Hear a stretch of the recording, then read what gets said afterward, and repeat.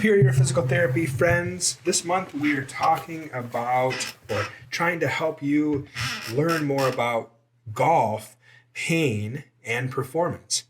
We're actually hosting a free golf pain and performance workshop happening right here at Superior Physical Therapy. And I want to give you a little sneak peek about our presentation. We're going to be talking about the 3 most common golf injuries as well as what to do about them.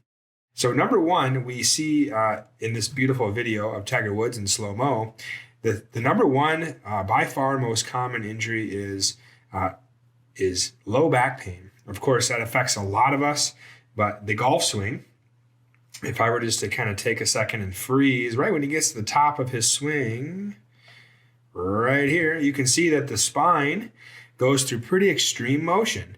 The spine itself is rotating significantly.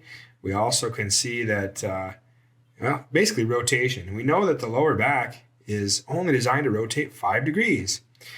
The second most common injury is in the wrist. And you can see that the wrist is really just an extension of the arm, and it kind of transmits the great power that this golfer has all the way from the hips, the feet, the hips, up through the spine into the wrist.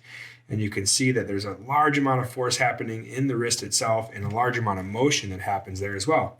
And number 3 most common injury for golfers is actually shoulder pain. You can see here that as we get to this end range follow through,